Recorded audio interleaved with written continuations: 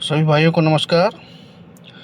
Donald Trump साहब China गए थे, वहाँ के प्रेसिडेंट से मिलने गए थे और अपने साथ में टिम कुक और एलोन मस्क, जो बड़े बड़े जो उद्योगपति हैं अमेरिका के, उनको लेके गए थे।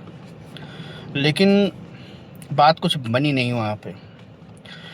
और एक चीज़ और है कि इनके पहुँचने के पहले ही जो यूएस में, जो यूनाइटेड स्टेट के अंदर जो इनकी एम्बेसी है चाइना वालों की, इन्होंने अपने ट्विटर पर पहले ही 3-4 कंडीशन डाल दी थी कि भाई आना है, आओ, स्वागत है तुम्हारा, केकड़े खिलाएंगे, मछली खिलाएंगे, कुत्ता खिलाएंगे, बिल्ली खिलाएंगे। लेकिन कुछ बातें ध्यान में रखना। वो ये थी कि ताइवान के बारे में कुछ बोलना नहीं है तुमको। सबसे मेन चीज़ ये है कि तुमको ताइवान के बारे में कुछ बात ही नहीं करनी है। ह्यूमन राइट्स का कोई वो नहीं दिखाना है तुमको। डेमोक्रेसी का कोई डंका नहीं पीटना है हमारे यहाँ।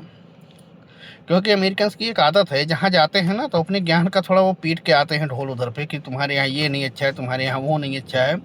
तो चाइना ने इनकी पहले ही जो है इसको टाइट कर दिया था कि आना भैया ठीक है, लेकिन बस ज़्यादा कुछ करना नहीं है।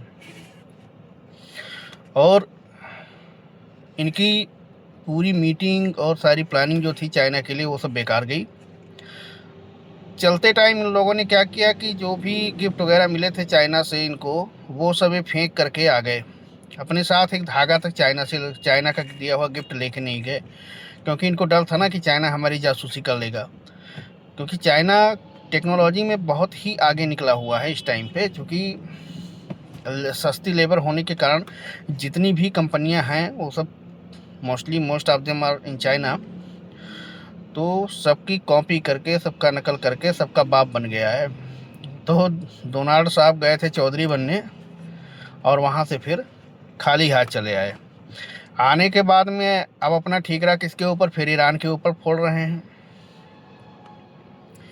और ईरान 40 से 50 दिन हो गए ईरान के साथ युद्ध होते हुए, लेकिन फिर भी ईरान का कुछ टेढ़ा नहीं कर पाए हैं। हाँ, डैमेज हुआ है, आपको डैमेज तो होगा ही जब किसी देश में लड़ाई होगी तो, लेकिन ईरान पीछे नहीं हट रहा है और ये हटा भी नहीं पा रहे हैं। उसका जो सबसे बड़ा एक मेन रीज़न है वो ये है कि अमेरिका का बैकअप।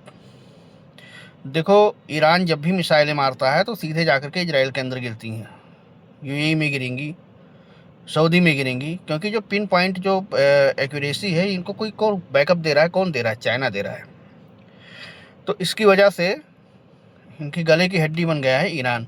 अब ये कुछ कर नहीं पा रहे हैं, इनकी समझ में नहीं आ रहा है कि ये करें तो अब क्या करें।